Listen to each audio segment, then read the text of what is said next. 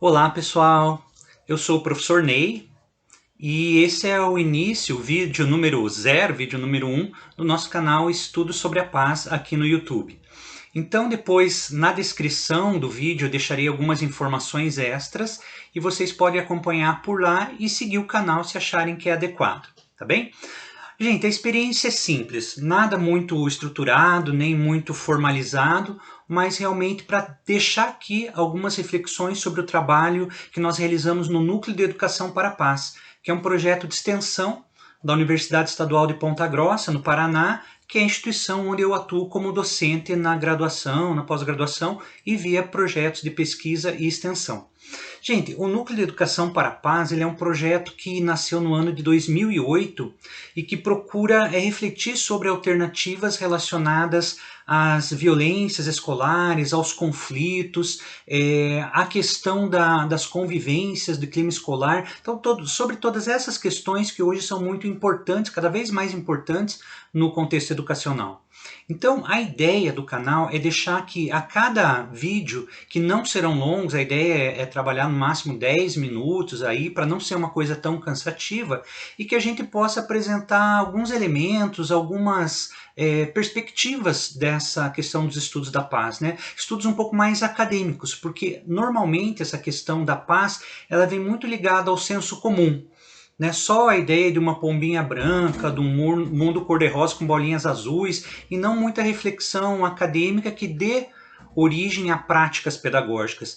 Então essa que é o movimento geral.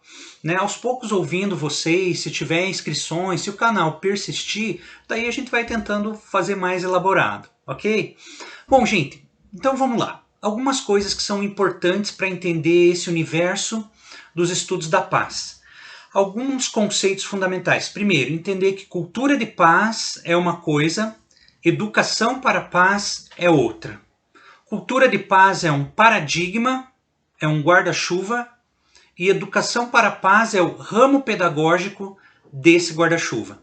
Então podemos dizer assim, a cultura de paz é sempre quando há uma intenção no sentido positivo, uma intenção boa, né, de fazer o bem. Pode se dar na rua, na igreja, na missa, no culto, enfim, no âmbito das religiões, pode se dar no âmbito das organizações sociais, das instituições de ensino, enfim, onde pensar questões positivas a favor do desenvolvimento, da sociedade, da democracia, dos direitos humanos, dos valores humanos positivos, aí a gente encontra então esse guarda-chuva de cultura de paz. Já a educação para a paz, ele é aquele ramo pedagógico, ou seja, vamos pegar os elementos que circulam ao redor dessa ideia de paz e tentar transformar eles em práticas pedagógicas, dentro de um processo de ensino-aprendizagem interessante, dentro de práticas educacionais, práticas escolares que possam realmente fazer uma reflexão sobre esses temas, para contribuir num processo de construção de cultura de paz. Então, uma frase que a gente utiliza muito no Núcleo de Educação para a Paz é a seguinte: cultura de paz se faz com educação para a paz. Porque o argumento é assim, se nós vemos uma cultura de violência, e essa cultura de violência foi aprendida também historicamente pela sociedade, transmitida nas relações humanas, nas formas de ser, de fazer e viver o mundo, o contrário também é verdadeiro. Nós podemos ensinar para uma cultura de paz. Então, essas reflexões iniciais são bem importantes. Entender que cultura de paz é mais amplo, é um guarda-chuva, no aspecto de positivo, de desenvolvimento, de coisas importantes. A cultura e educação para a paz é esse ramo pedagógico. Mesma coisa entendendo a cultura de violência versus cultura de paz. Então aí vai uma segunda rodada de ideias. Para entender a noção de cultura de paz, é necessário que a gente observe também como que se produz e se perpetua a cultura de violência. Porque às vezes a gente tem uma tendência de tomar a paz como sendo separada, só aquela coisa de transcendência, mas sociologicamente, educacionalmente, a gente precisa perceber que há sim essa relação de violência e paz. Assim como saúde e doença, por exemplo, que a gente precisa conhecer mais, equilibrar melhor para fazer as opções, a ideia de paz e violência também tem esse sentido.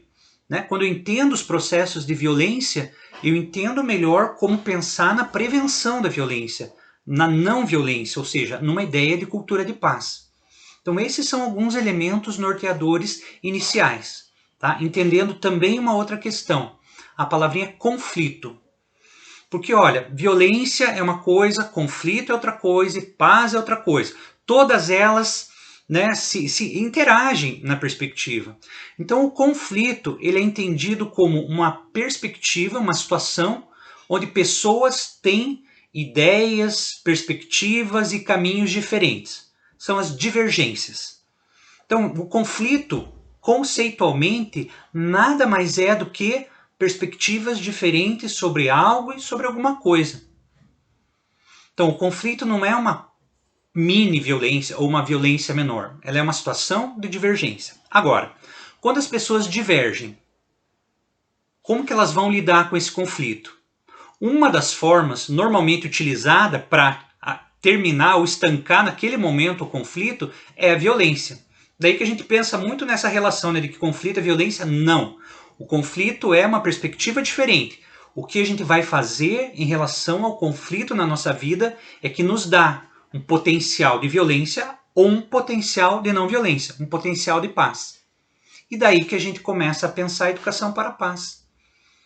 O que nos dá, então, a perspectiva de não violência a partir dos processos de conflito? Então vejam, aí, né, essa primeira conversa é um pouco para colocar as situações que envolvem o entendimento sobre cultura de paz, sobre educação para a paz. Eu vou mostrar para vocês rapidamente aqui alguns dos livros que a gente vai falar nos próximos vídeos e que tem muito a ver com entender a ideia de educação para a paz, cultura de paz no Brasil, né, no processo histórico e também no Brasil atual.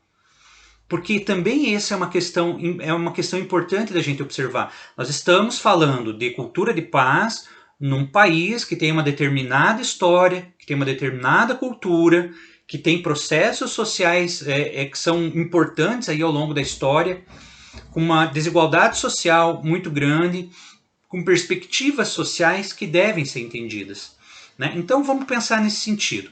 Olha só o que eu vou mostrar para vocês. A primeira ideia, a gente vai sempre conversar um pouco a partir do Edgar Morin, que é um teórico, fez 99 anos há pouco, né? Aqui em 2020, dia 8 ou 9 de julho, 99 anos. E o Edgar Morin fala muito da teoria da complexidade. E a ideia de complexidade é muito importante para a gente entrar nesses estudos sobre a paz, tá? Não esse livro, mas a obra, mas eu trouxe para ilustrar aqui. Uma segunda questão importante para discutir educação para a paz no Brasil é observar também os estudos daquilo que a gente chama de epistemologias do Sul. Nesse caso aqui, uma das expressões importantes no mundo é o Boaventura Souza Santos. Epistemologias do Sul basicamente dizem o seguinte: existem 3 pontos importantes no desenvolvimento da sociedade. Tem, no caso das epistemologias do Sul, de países como o Brasil, que é o processo de colonialismo, o processo do capitalismo tardio e selvagem e o processo do patriarcado. Se a gente for pensar na história brasileira, eles sempre estão presentes nos processos de mandonismo, de carteirada, de tudo isso que a gente fala. Então aqui a gente tem o Edgar Morin no primeiro momento para pensar a complexidade e no nosso entendimento do núcleo de educação para a paz, as epistemologias do Sul, que o Boaventura é um dos representantes, que fala sobre, vamos discutir isso em relação a, né, esse Sul global, países com desigualdade social, com certo atraso histórico, com processos de colonização que foram graves e assim por diante. Vou mostrar para vocês alguns livros que ajudam também a pensar nesse processo de paz. O primeiro deles é do espanhol chamado Jesús Jares, que é um cara que durante anos aí trabalhou de maneira muito forte com a perspectiva da educação para a paz e que oferece nesse livro aqui algumas chaves bem importantes. Então, Educação para a Paz, sua teoria e sua prática. Um outro livro do mesmo autor, do Jares, mostra isso aqui, Educar para a Paz em Tempos Difíceis. Então veja como existe mesmo, né, se a gente olhar para livros brasileiros, que a gente tem acesso fácil, uma literatura bem interessante. Um outro livro que é muito interessante para o trabalho da educação para a paz é esse aqui, Educação em Direitos Humanos, rumo a uma perspectiva global, que é do colega espanhol Rosseto Villarraio, que faz uma abordagem muito interessante à luz da educação em direitos humanos, do processo global de violência e paz. Ótimo esse livro também. Aqui, esse livro é o primeiro livro de autores brasileiros, de 2004, 2005, que é fruto da tese de doutorado do Marcelo Guimarães Rezende, um padre brasileiro que já é falecido, que prestou um serviço enorme para o nosso trabalho da educação para a paz no Brasil, principalmente no Rio Grande do Sul. E aqui, esse livro Cultura de Paz e Educação para a Paz, que é um livro da construção da minha tese de doutorado, que foi lançado ano passado e que já faz toda essa discussão, pegando a teoria da complexidade e tentando entender alguns campos da educação para a paz, principalmente no Brasil. E daí eu termino esse vídeo, que a gente já está ali passando dos 10 minutos, falando para vocês que, fundamentalmente, a nossa discussão no Núcleo de Educação para a Paz, lembrando que são várias perspectivas de discussão de cultura de paz e educação para a paz, mas o caminho que a gente tem construído ao longo desses anos leva a pensar a educação para a paz a partir de 5 campos articulados.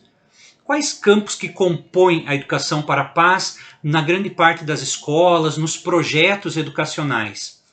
Primeiro, o campo da educação em valores humanos, o que a gente chama das 5 pedagogias da paz. Então, primeiro seria uma pedagogia dos valores humanos, isso ajuda muito, uma pedagogia dos direitos humanos, a pedagogia da mediação de conflitos, que a gente chama pedagogia da conflitologia, a pedagogia da ecoformação, que vai abranger essa questão da sustentabilidade, meio ambiente, e a pedagogia das vivências e convivências, que seriam realmente as práticas educacionais em torno do processo de educação para a paz. Então foram várias informações nesse primeiro momento, nessa primeira conversa. Eu espero que o canal ajude de alguma forma. É uma maneira também de difundir um pouco a discussão do trabalho que a gente tem feito. Em outros momentos a gente vai receber também outras pessoas que trabalham e atuam junto no Núcleo de Educação para a Paz. E a ideia é fazer esse processo não tão burocrático, um processo simples, mas que possa ajudar a pensar tanto a cultura de paz quanto a educação para a paz no sentido acadêmico, não necessariamente religioso ou de transcendência, etc., mas que traga esses elementos aqui para fazer uma boa discussão. Tá? A página do Núcleo de Educação para a Paz é www.uepg.br, que é a Universidade Estadual de Ponta Grossa, uepg.br/NEP, Núcleo de Educação para a Paz, NEP.